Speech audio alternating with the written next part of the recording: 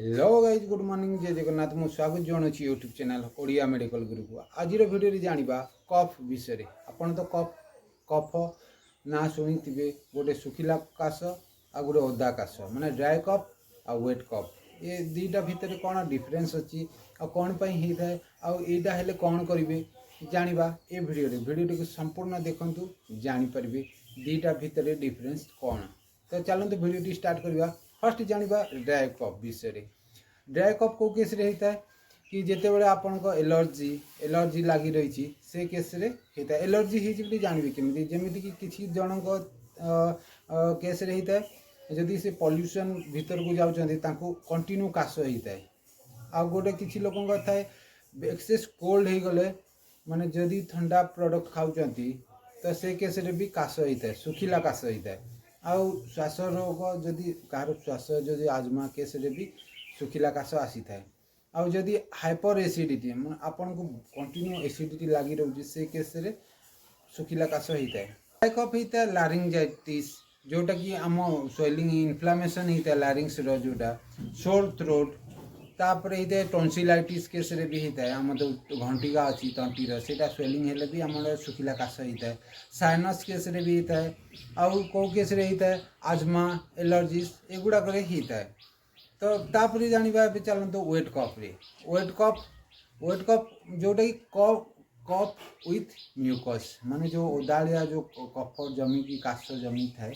तो सेटा केमी होता है को केस कॉमन कोल्ड आपन जदि साधा ठंडा धरी दूसरी से केस भी काश कफ जमीबार चांस बहुत थाए तापर फ्लू होता है कि निमोनिया कि सीओपीडी केस होता है क्रोनिक ब्रोंकाइटिस भी होता है एक्यूट ब्रोंकाइटिस केस भी होता है आजमा केस भी होता है जदि आजमा कंटिन्यू लगी रोचे वेट कफ आसता है तापर काश हुए कौन पाई फास्ट जिते बड़े आपन कफ माने कफ जमी रहा नली रे ए नली जो रही नली रे जदि एटा एते जदि मोटालिया अच्छी किंतु से ऊपर जदि कफ म्यूकस जोटा जाम हो रही सेटा आम जो जो ये नली गोटे अच्छी ब्रोंक्यूली एगुड़ाक अच्छी छाती रे जोटा ऑक्सीजन फ्रीली जीवा आसवा करता है जदि से कफ जदि जमी रही जाऊँगी तो से केस कौन ऑक्सीजन ठीक से आसी पार न था जहाँफल कि आम तंटी थ्रोट जोटा अच्छी से लगी रहा जो काश प्रोड्यूस होता है आईटा जिते आम कफ सिरप नहीं था जो ब्रोंकोडायलेटर कफ सिरप से गुड़ाक नेलापर से कफ खंड खंड को छिंडिकी तापर से बाहरी थाए तो एपरी भाव में जोटा कफ जोटा होता है श्वास जमी श्वास रोग होता है सुखिला भी हो पारे आमती कफ जमिकी भी होती पारे तो जदि आपण जदि जो केस ब्लड माने कफ सहित ब्लड पड़ुची से केस आपण निहाती चेस्ट एक्सरे करूँ छातीर एक्सरे करूँ बा सीटी स्कैन करूँ यह करने द्वारा आपण को माने डिजीज हवा को आग को अग्रसर करुच्ची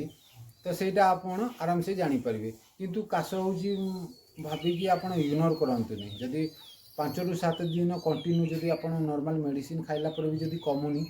तो निहाती डॉक्टर परामर्श करवा दरकार डॉक्टर जहाँ कहे जदि एक्सरे करने कहे जदि सेटा करंतु नले आगो को टीबी होबार भी चांस थाए ब्लड कैंसर होबार भी चांस थाए तो केबे भी आपको जदि काश हो इग्नोर करंतुनि यही तो थिला काश विषय किछि साधारण ज्ञान जदि भिडियोटी भल लगी लाइक कमेंट और शेयर निहाती करेंगे आ चैनल जी नुआ सब्सक्राइब करदे रही नमस्कार।